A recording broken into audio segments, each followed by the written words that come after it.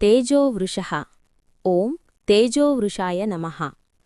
తేజోవృషః అంటే తన తేజస్సును వర్షంలా సమస్త జగత్తుపై కురిపించువాడు. ఇక్కడ తేజస్సు అనగా జ్ఞానం, శక్తి, వైభవం. పరమాత్మ స్వరూపమైన విష్ణువు తన అనుగ్రహ శక్తితో దేవతలు, ఋషులు, భక్తులు అందరికీ జ్ఞానప్రకాశాన్ని ప్రసాదిస్తాడు. ఆది శంకరాచార్యుల దృష్టిలో తేజస్సు అనేది బ్రహ్మజ్ఞాన ప్రకాశం. ఆ జ్ఞానప్రకాశాన్ని సాధకుల హృదయాలలో ప్రవహింపచేసి అజ్ఞానాంధకారాన్ని తొలగించేవాడు భగవంతుడు. అందుకే ఆయన తేజోమృషః, జ్ఞానవర్షకుడు. పరాశర భట్టారు వ్యాఖ్యానంలో భగవంతుడు తన తేజస్సుతో భక్తులను పోషించి, రక్షించి వారికి దివ్య సామర్థ్యాన్ని ఇస్తాడు. ఆ తేజస్సు భక్తులలో భక్తి, ధైర్యం, ధర్మబలం రూపంలో ఫలిస్తుంది. ఈ నామం ద్వారా భగవంతుడు జ్ఞానప్రకాశానికి, అనుగ్రహశక్తికి మూలమని స్పష్టమవుతుంది. ద్యుతిధరః ఓం ద్యుతిధరాయ నమః. ద్యుతిధరః అనగా ద్యుతి, ప్రకాశం, కాంతిని ధరించినవాడు. ఈ ద్యుతి భౌతిక కాంతి మాత్రమే కాదు, జ్ఞానం, చైతన్యం, ఐశ్వర్యం అనే దివ్య ప్రకాశం. భగవంతుడు స్వయంగా ప్రకాశస్వరూపుడై సమస్త లోకాలకు వెలుగును ప్రసాదిస్తాడు. ఆది శంకరాచార్యులు భాష్యం. శంకరాచార్యుల ప్రకారం ద్యుతి అనేది బ్రహ్మజ్ఞాన ప్రకాశం. ఆ ప్రకాశంచేత అజ్ఞానం నశిస్తుంది. భగవంతుడు ఆత్మస్వరూప జ్ఞానాన్ని ధరించి సాధకుల హృదయాలలో దానిని ప్రబోధింపచేసేవాడు కనుక ద్యుతిధరః. పరాశర భట్టారు వ్యాఖ్యానం. పరాశర భట్టారు దృష్టిలో ఈ ద్యుతి భగవంతుని దివ్య మంగళ విగ్రహంలో ప్రకాశించే శోభ. ఆ కాంతి భక్తులకు ఆశ్రయంగా, భయనాశకంగా, ఆనందదాయకంగా ఉంటుంది. భగవంతుడు తన ద్యుతితో లోకాన్ని రక్షించి పోషిస్తాడు. ఈ నామం భగవంతుడు జ్ఞానప్రకాశానికి, దివ్య శోభకి ఆధారమని తెలియచేస్తుంది.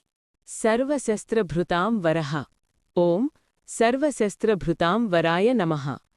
సర్వశస్త్రభృతాం వరః అనగా అన్ని శస్త్రాలను ధరించువారిలో శ్రేష్ఠుడు. ఇక్కడ శస్త్రాలు కేవలం ఆయుధాలు మాత్రమే కాదు, ధర్మరక్షణకు అవసరమైన శక్తి, సామర్థ్యం, నియంత్రణ అన్నిటికీ ప్రతీకలు. భగవంతుడు ధర్మస్థాపన కోసం అవసరమైన ప్రతీ శక్తిని సంపూర్ణంగా కలిగి ఉన్నవాడు. ఆది శంకరాచార్యుల భాష్యం. శంకరాచార్యుల ప్రకారం ఈ నామంలో శస్త్రాలు అజ్ఞాననాశకమైన జ్ఞాన సాధనలుగా భావించాలి. భగవంతుడు బ్రహ్మజ్ఞానంతో అజ్ఞానాన్ని ఛేదించేవాడు. అందువల్ల ఆయుధధారులందరిలో ఆయన శ్రేష్ఠుడు. ఎందుకంటే ఆయన శస్త్రం మోక్షప్రదమైన జ్ఞానం.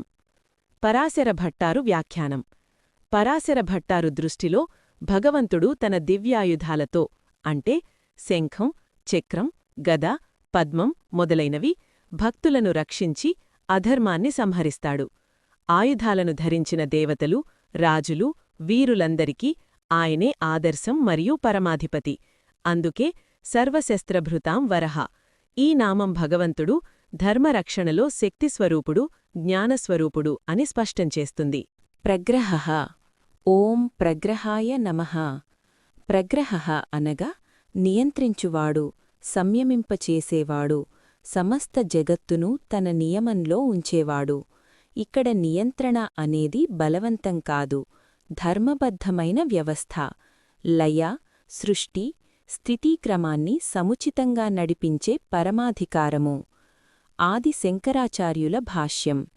శంకరాచార్యుల ప్రకారం ప్రగ్రహః అనేది బ్రహ్మస్వరూపమైన ఆత్మ యొక్క నియంత్రణ శక్తి. బ్రహ్మమే అంతర్యామిగా జీవుల ఇంద్రియ మనస్సులను నియమిస్తూ కర్మఫలాలను ప్రసాదిస్తుంది. అజ్ఞానంలో మునిగిన జీవులను ధర్మమార్గంలో నిలుపుటకు ఈ నియమశక్తి అవసరం. కాబట్టి బ్రహ్మమే నిజమైన ప్రగ్రహః. పరాశర భట్టారు వ్యాఖ్యానం.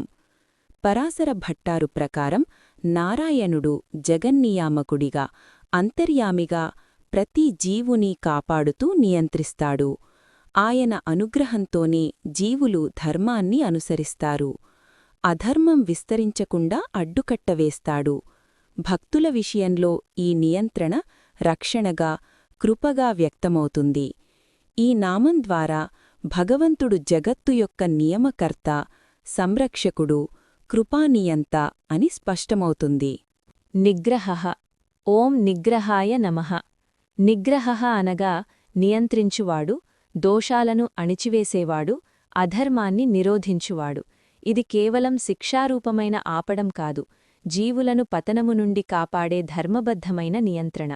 ఆది శంకరాచార్యుల ప్రకారం నిగ్రహః అనేది బ్రహ్మ యొక్క నియమశక్తి. అజ్ఞాన ప్రవృత్తులను, ఇంద్రియ వికారాలను అణచి జీవుణ్ణి ఆత్మజ్ఞానమార్గంలో నిలిపే శక్తి భగవంతునిదే. కర్మఫలరూపమైన బాధల ద్వారా జీవుని వివేకానికి దారితీసే నియంత్రణ కూడా ఈ నిగ్రహః భావనలోకి వస్తుంది. పరాశర భట్టారు దృష్టిలో నారాయణుడు జగద్రక్షకుడిగా అధర్మాన్ని నిగ్రహించి భక్తులను కాపాడతాడు. అసురశక్తులను అణచడం, పాపప్రవృత్తులను నియంత్రించడం ఆయన దయాగుణంతో కూడిన లీల. భక్తుల విషయంలో ఈ నిగ్రహం శిక్షగా కాక శిక్షణగా మారుతుంది. ఈ నామం భగవంతుడు ధర్మస్థాపకుడు, కృపాయుత నియంత అని తెలియచేస్తుంది. వ్యగ్రహ అనగా అత్యంత చురుకైనవాడు, అప్రమత్తుడైనవాడు, కార్యసాధనలో ఏ క్షణమూ ఆలస్యం చెయ్యనివాడు. భగవంతుడు జగత్తు నిర్వహణలో, ధర్మరక్షణలో, భక్తానుగ్రహంలో సర్వదా సన్నద్ధుడై ఉంటాడనే భావం ఇందులో అంతర్లీనంగా ఉంది. ఆది శంకరాచార్యుల ప్రకారం వ్యగ్రహ అనే నామం బ్రహ్మ యొక్క అప్రమాద స్వరూపాన్ని సూచిస్తుంది. బ్రహ్మకు నిజానికి కర్తృత్వం లేకపోయినా మాయావశాత్తుగా జగత్తు వ్యవహారాలు సక్రమంగా సాగేందుకు అది ఎల్లప్పుడూ సిద్ధంగా ఉన్నట్లు భావించబడుతుంది. అజ్ఞాన నివృత్తి, జ్ఞానోపదేశం ఇవన్నీ క్షణమాత్రం ఆలస్యం లేకుండా జరిగేలా బ్రహ్మశక్తి వ్యవహరిస్తుంది. పరాశర భట్టారు దృష్టిలో నారాయణుడు భక్తుల రక్షణలో అత్యంత వ్యగ్రుడై ఉంటాడు. భక్తుడి ఆర్తనాదం వినగానే వెంటనే స్పందించే కరుణాస్వరూపుడు ఆయన. అధర్మనాశనంలోనూ ధర్మస్థాపనలోనూ ఆయన అప్రమత్తత, చురుకుదనం వ్యగ్రహ అనే నామంతో వ్యక్తమవుతుంది. ఈ నామం భగవంతుడు అప్రమత్తుడు, కరుణాశీలుడు, కార్యసిద్ధిలో సర్వదా సిద్ధుడని బోధిస్తుంది. నైకశృంగః. ఓం నైకశృంగాయ నమః. నైకశృంగః అనగా ఒక్క శృంగము గలవాడు అని ప్రత్యక్షార్థం. తత్వార్థంగా ఇది ఏకస్వరూపత్వాన్ని, విభజనలేనితనాన్ని సూచిస్తుంది. భగవంతుడు అనేక రూపాలలో వ్యక్తమైనా ఆయన తత్వం ఏకమే అనే భావం ఇందులో నిగూఢంగా ఉంది. ఆదిశంకరాచార్యుల దృష్టిలో నైకశృంగః అనేది బ్రహ్మ యొక్క నిర్ద్వంద్వ, ఏకరస స్వరూపాన్ని సూచిస్తుంది. శృంగమనగా శిఖరం లేదా ఆధిపత్య సూచిక. ఒకటే శృంగమంటే రెండవదేమీ లేని పరమసత్యం. సృష్టిలో కనిపించే భేదాలన్నీ అజ్ఞాన కల్పితాలు. వాస్తవంగా ఉన్నది ఒక్క బ్రహ్మమే. పరాశర భట్టారు దృష్టిలో నారాయణుడు పరమాధిపతిగా, సమస్త దేవతలకు ఏకశిరోమణిగా ఉన్నవాడని ఈ నామం తెలియచేస్తుంది. ఆయనకు సమానుడుగాని, అధికుడుగాని లేడు. అన్ని శక్తులు, అధికారాలు ఆయనలో ఏకీకృతమై ఉన్నాయి. అందుకే నైకశృంగః నామం భగవంతుని పరమైకత్వాన్ని, సర్వోత్తమాధికారాన్ని స్పష్టంచేస్తుంది. గదాగ్రజ. గోం గదాగ్రజాయ నమః. గదాగ్రజ అనగా గదుడనువానికి అన్న, అంటే వాసుదేవుని యొక్క భార్యలలో ఒకరైన రోహిణీకి జన్మించిన గదునికి అన్న అయిన శ్రీకృష్ణుడు.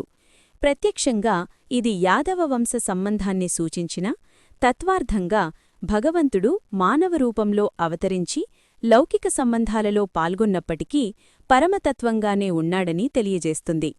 ఆది శంకరాచార్యుల దృష్టిలో గదాగ్రజ అనే నామం బ్రహ్మస్వరూపం అవతారరూపంగా వ్యక్తమైన ఆ పరబ్రహ్మతత్వం ఏమాత్రం మారదని బోధిస్తుంది. అన్నా తమ్ముడు వంటి భేదాలు మాయాకృతాలు. వాస్తవంగా అవతారంలోనూ ఉన్నది ఏకమైన బ్రహ్మమే. పరాశర భట్టారు దృష్టిలో ఈ నామం భగవంతుని సౌలభ్యగుణాన్ని స్పష్టంచేస్తుంది. సర్వేశ్వరుడైన నారాయణుడు కృష్ణావతారంలో గదునికి అన్నగా అవతరించి భక్తులకు సన్నిహితుడయ్యాడు. పరమాధిపత్యం కలిగినవాడే కుటుంబ బంధాలలో భాగమై ప్రేమను పంచడమే గదాగ్రజా నామంలోని అంతర్లీన భావం.